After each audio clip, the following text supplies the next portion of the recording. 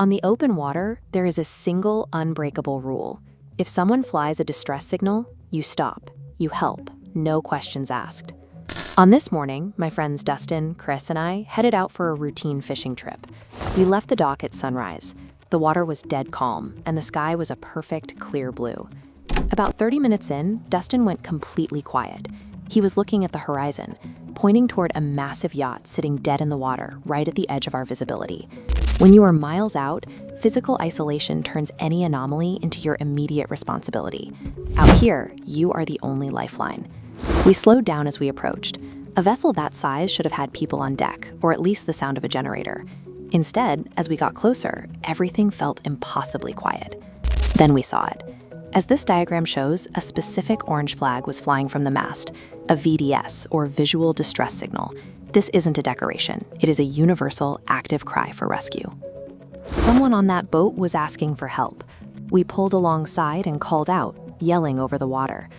There was no response, no movement, just the sound of the water hitting the hull. A raised distress flag combined with total silence is a chilling contradiction. It suggested that whatever was happening on that yacht, it was urgent enough to signal, but too late for a response. We had no cell service and no radio. We couldn't call the Coast Guard, and we couldn't just sail away. I'm CPR certified, and we had to consider the possibility that someone on board was incapacitated or unable to reach the deck. Dustin brought our boat in close. I jumped across to the back of the yacht. The moment my feet hit the deck, my body registered a physical sense that something was wrong before I saw a single thing. I started calling out, announcing myself as I moved toward the cabin. Every step I took further into the boat felt like stepping deeper into a vacuum.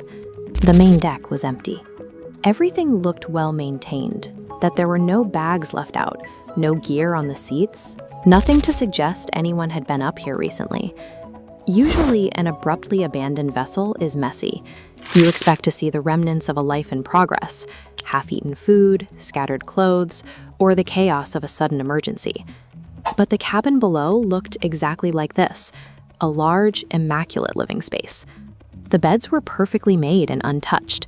There were no phones charging, no half-finished drinks, nothing. I checked every room, including the storage and the bathrooms. Each space was the same, perfectly clean, perfectly still, and completely vacant. This wasn't the aftermath of a violent struggle or a sudden storm. The silence of the boat didn't offer a reason for why it was floating here alone. It only made the absence of the crew feel more unsettling. I headed back up to the main deck. As I moved toward the front of the boat, I noticed a small cluster of items on the bow that finally broke the emptiness. It was a set of personal belongings, a wallet, a pair of keys, and a phone. They were grouped together, clearly removed from someone's pockets and set down. And then I saw the shoes. They were placed side by side, pointing directly toward the water. The careful arrangement of these items creates a very specific picture.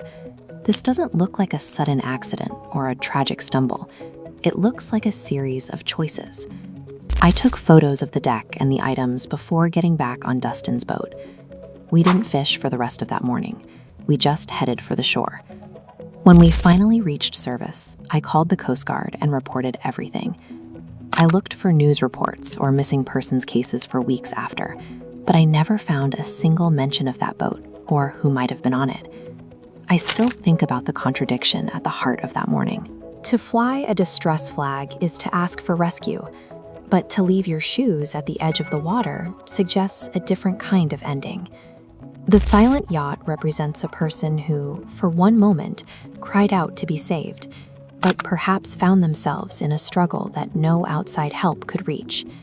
If you or someone you know is struggling, please reach out. Call or text the National Suicide Prevention Lifeline at 988. You don't have to face it alone. Subscribe to Cases Untold for a new true story every